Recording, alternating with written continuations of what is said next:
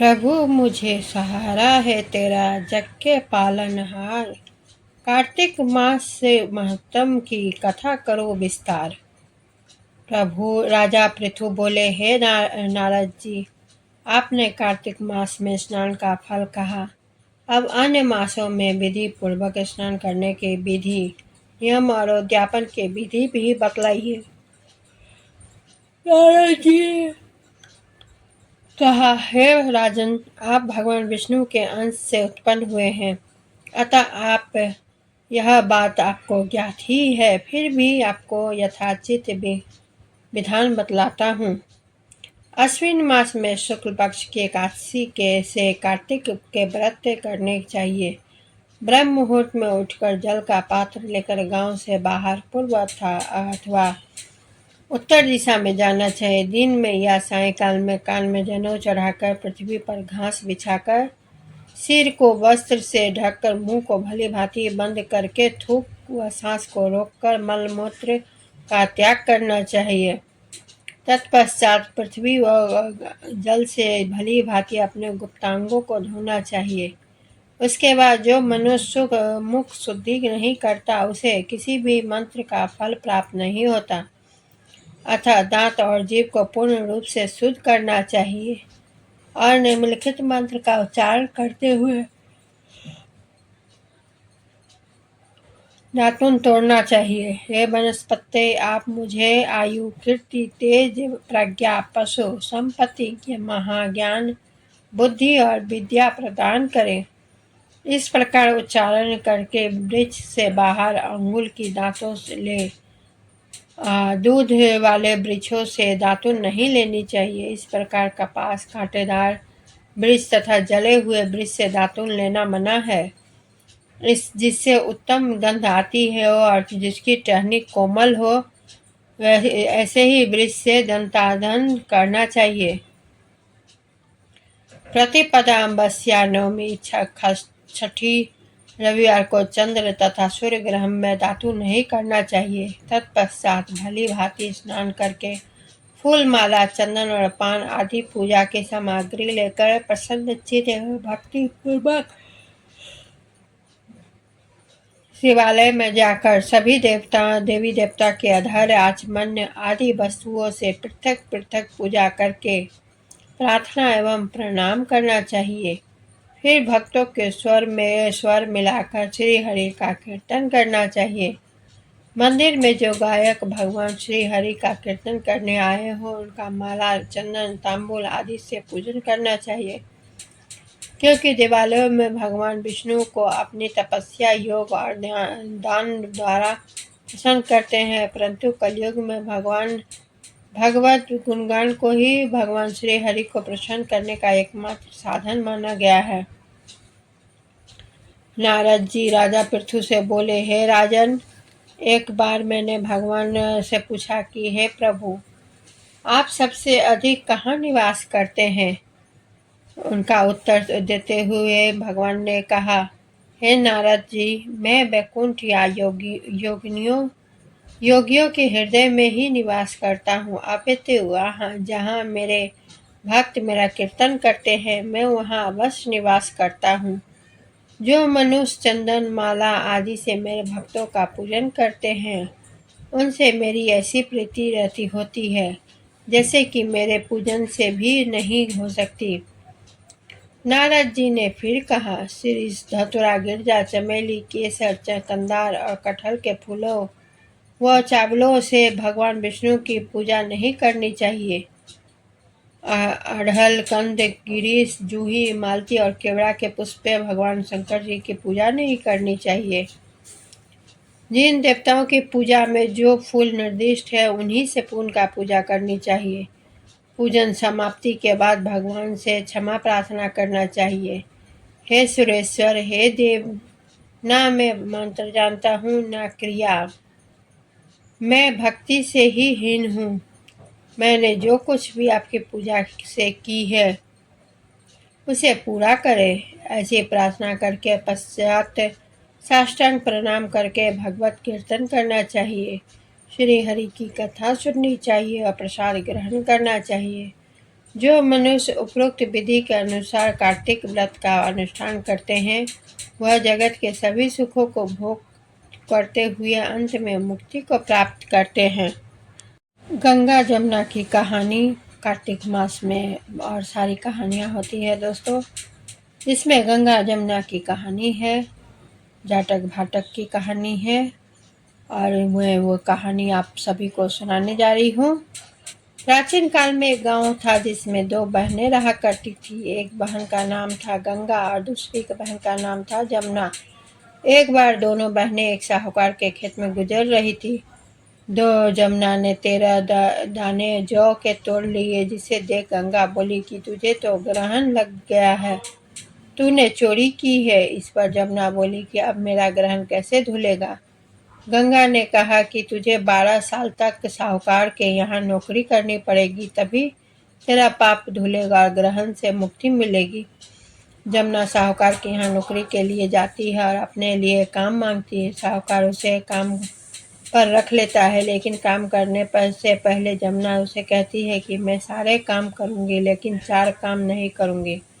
जूठे बर्तन नहीं मांजूंगी, झाड़ू नहीं लगाऊंगी, बिस्तर नहीं लगाऊंगी और दिया नहीं करूंगी। 12 साल के बाद कुंभ का मेला लगा तो साहूकारनी भी कुंभ नहाने जाने लगी।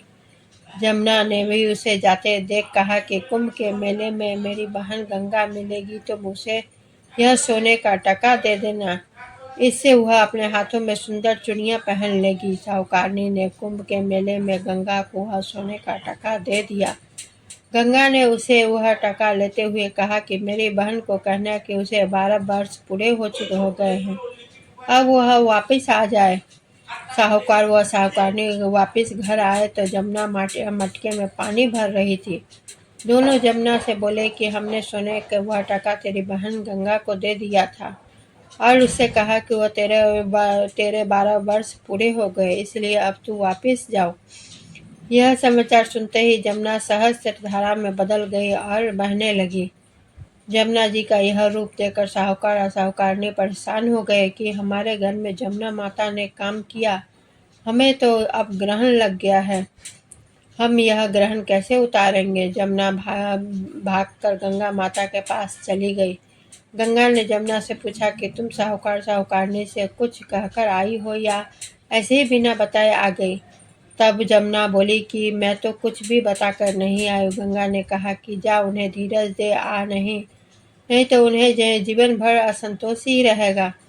गंगा के कहने पर जमुना माता ने साहूकार साहूकारनी को सपने में दर्शन दिया और कहा कि तुम दोनों उल्टे माथे क्यों पड़े हो, जाओ उठकर खाओ पियो। तब तुम दोनों बोले कि हम कैसे उठे, हमें तो ग्रहण लगा क्योंकि हमने उल्टे सीधे और पता नहीं कितने नीच कार्य आपसे कराए हैं। तब जमुना की बच्ची बोली कि तुमने ग्रहण नहीं लगा है, ग्रहण तो मुझे लगा था कि मैंने तुम्हारे खेत में से 13 दाने जौ के चुराए थे। मैं तो अपना ग्रहण उतारने तुम्हारे घर आई थी। मेरा ग्रहण तुम्हारे घर में 12 वर्ष तक रहने में उतर गया और मेरी मुक्ति हो गई। जमुना जी ने कहा कि तुम्हारे कोई ग्रहण नहीं लगा है, उल्टे मेरे 12 वर्ष तक यहाँ रहने से तुम्हारी भी मुक्ति हो गई। यह कहकर जमुना जी स्वप्न से चली गई। दोनों उठकर देखते ही उनके घर में पहले से भी अधिक धन हो गया। हे जमुना माता, जैसे आपने साहूकार और साहूकारनी की मुक्ति कराई, वैसे सभी भक्तों को मुक्ति कराना। विश्राम देवता किसी गांव में एक भाटका एवं एक जाटका रहता था। दोनों में परम मित्र थे। एक बार जाटका अपनी बहन के घर जाने को तैयार हुआ तो भाटका अपने ससुराल जाने को तैयार हुआ। दोनों साथ चल पड़े तो रास्ते में रुककर एक तालाब की पाल पर बैठ गए। जाटका ने भाटका से कहा कि नगर बसेरा कर लेते हैं। इस पर भाटका बोला कि तू ही नगर बसेरा कर ले, मैं तो अपने ससुराल जा रहा हूँ, वहाँ खूब खातिर होगी मेरी, तू कर ले नगर बसेरा। जाटका वहीं तालाब की पाल पर बैठा पानी की घंटी और चावल की पोटली लेकर नगर बसेरा करने लगा। नगर बसेरा करने के साथ जाटका कहने लगा कि नगर बसेरा करे जो करे, सो मन के धोवे पाप, ताता माड़ा तापसी देगी मेरी माए, माँ देगी मापसी देगी द्वारका का वास, मीठा मीठा घास बैकुंठा का वास। 5 कुल्ठी छठी रास मेरा जिब्रो श्री कृष्ण के पास। डालू पानी हो जाए घी, झट से निकल जाए मेरा जीव। यह सब करा के वह जाटका बहन के पास चल पड़ा। जाटके की बहन ने भाई की खूब मान में सम्मान किया, बहुत बातें की भाई की पसंद का भोजन जिमाया। इधर भाटका अपने ससुराल पहुंचा तो वहां आग लगी हुई थी। आग बुझाने पर वह भी ना लग गया, जिसमें हाथ मुंह भी काले हो गया, खुद भी थोड़ा झुलस गया। ना रोटी ना पानी के लिए ही किसी ने पूछा भी नहीं। भाटका भूखा प्यासा वहां से निकल गया। शाम को दोनों फिर घर की ओर चल पड़े और रास्ते में मिल गए और एक दूसरे का हाल पूछा। भाटका बोला, मेरे ससुराल में तो आग ही लगी हुई थी। आग बुझाते में मैं खुद काला हो गया, ना रोटी मिली ना पानी। जाटका बोला कि मेरी तो बहुत खातिर हुई। फिर बोला कि मैंने कहा था कि नगर बसेरा कर ले, अब कर ले, लेकिन भाटका ने फिर नहीं माना। कह दिया, कहने लगा कि तेरी मासी है, पता नहीं रोटी दे या ना दे, तेरी तो मेरी माँ है। दही की छुछली और चूरमा का पेड़ा धड़ा मिलेगा।